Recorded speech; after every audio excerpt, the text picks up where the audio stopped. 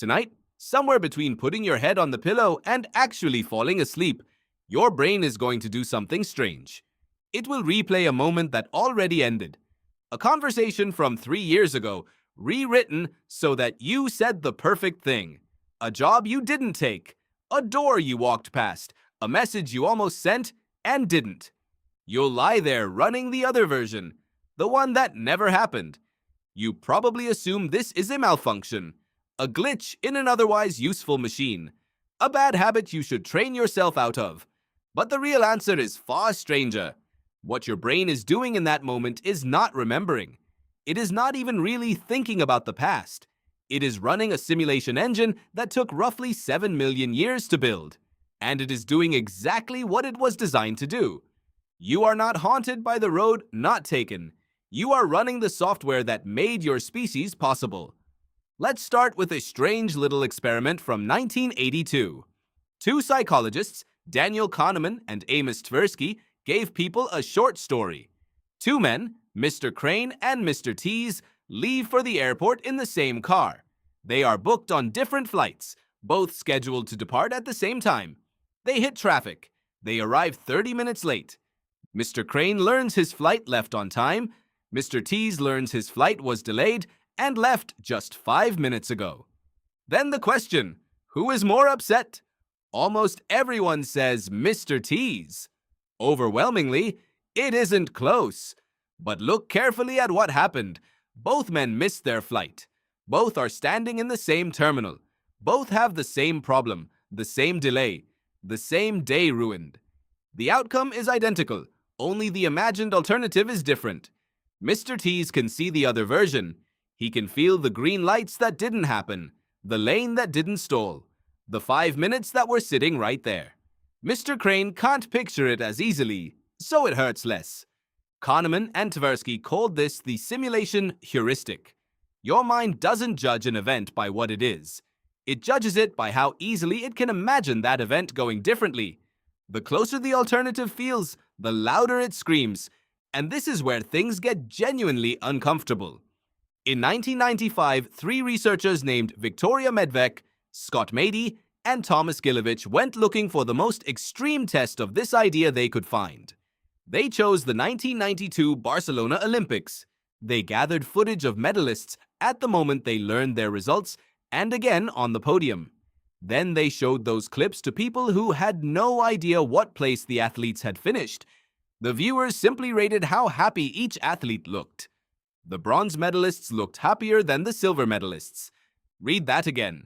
The people who came third looked more joyful than the people who came second. Objectively, silver is better. More prestige, more sponsorship, a higher place on the podium. By every external measure, the silver medalist won more. But the silver medalist isn't comparing themselves to third place. They're comparing themselves to gold. One position away. Their brain keeps replaying the imagined version where they got it. The bronze medalist is comparing themselves to fourth. To nothing. To going home with empty hands and no photograph. Their brain replays the version where they got nothing at all. And relief floods in. Same podium. Same moment. 2 completely different invisible worlds running behind their eyes. So why would evolution build a mind that does this? Why give you a machine that manufactures pain out of events that never occurred? To answer that, you have to look at what happens when the machine breaks. There is a region sitting just behind your eyes called the orbitofrontal cortex. It is a slab of tissue roughly the size of your thumb, and it sits at the front of the brain, tucked above the eye sockets. In 2005, a neuroscientist named Giorgio Coricelli ran a gambling study while scanning people's brains. When participants learned they had chosen the losing option and were shown what the other choice would have paid, that region lit up. Regret has an address.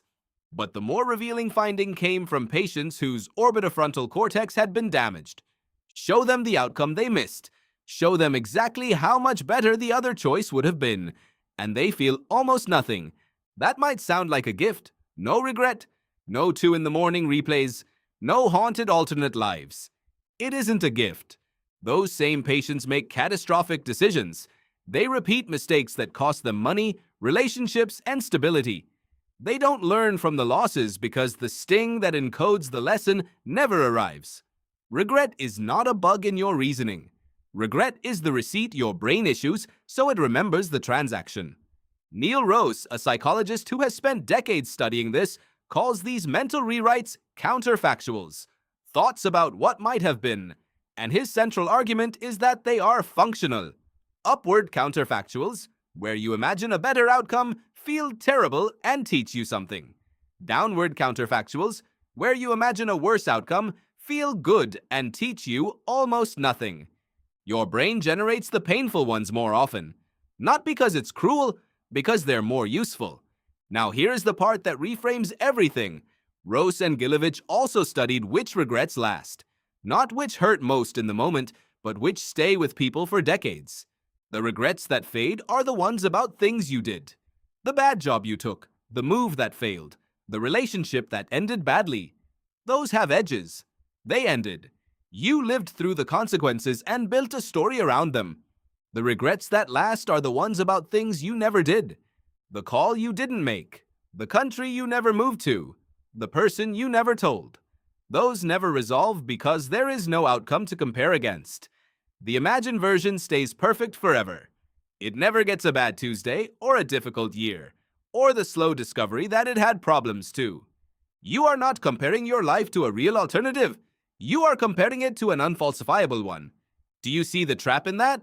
But there's a deeper layer here, and it changes what this whole system is for.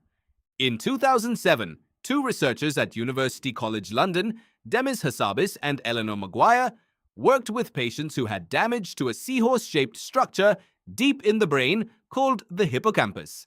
The hippocampus is famous for memory.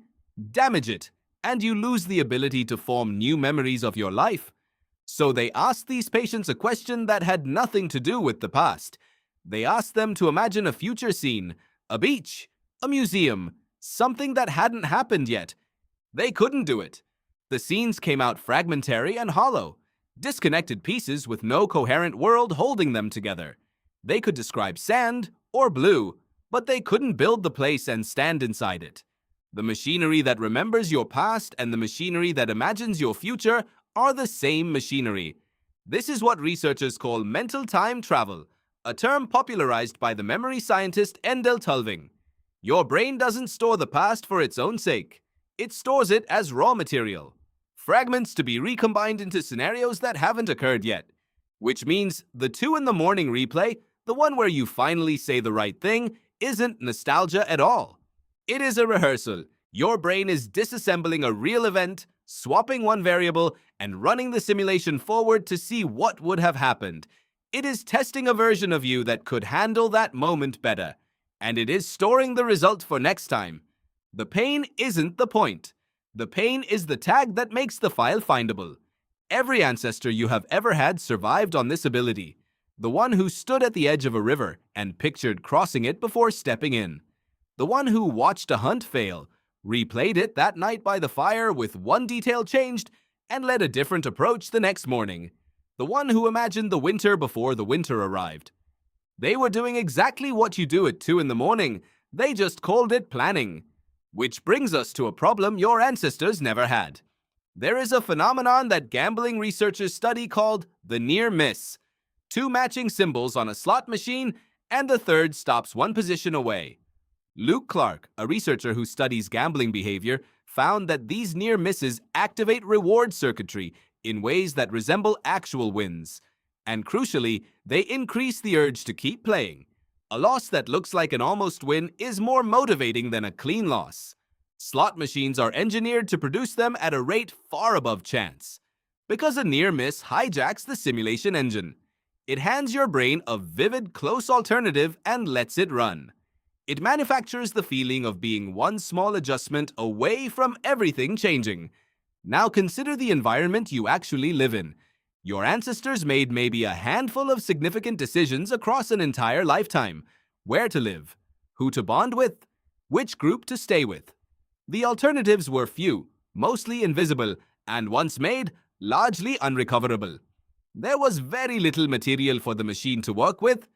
You make dozens of consequential choices a year, and unlike them, you can see the roads you didn't take. You can watch the person who took the job you turned down post about it. You can see the city you almost moved to, at golden hour. Edited. You can scroll through hundreds of lives that were theoretically available to you, arranged in a grid, all of them looking like a near miss. A machine built to run a small number of simulations from limited data is now being fed an unlimited stream of vivid, curated alternatives. It doesn't know the images are edited. It doesn't know the other life has its own 2 in the morning. It just does what it has always done. It builds the scene, runs it forward, and tags the difference with a feeling. This is not weakness of character. This is a Pleistocene instrument being played at industrial volume. So what do you actually do with that? Not silence it. You've seen what happens when the orbitofrontal cortex goes quiet. Nothing gets learned. Instead, notice what the simulation is asking for, because every counterfactual contains a hidden instruction. When you replay the conversation with a better answer, the instruction is, this is how you want to speak to people. When you replay the door you didn't walk through, the instruction is, you are still willing to walk through one. The replay is not a verdict on your past. It is a specification for your future, written in the only language your brain has for describing what matters to you. And when the replay has no instruction, when it's just a perfect, unfalsifiable alternative playing on a loop with nothing to learn from it, you can name it for what it is. A simulation running on incomplete data, comparing a life that has actually been lived against one that never had to survive contact with reality. The other version of you was never real, but the wanting inside the simulation is. So tonight, somewhere between putting your head on the pillow and actually falling asleep, your brain is going to do something strange. It's going to build a world that never existed, place you inside it, and run it forward. It has been doing this for millions of years, on riverbanks and in caves and beside fires, in every ancestor who ever imagined tomorrow before it arrived. It isn't trapping you in the past. It's the only way you've ever been able to see forward.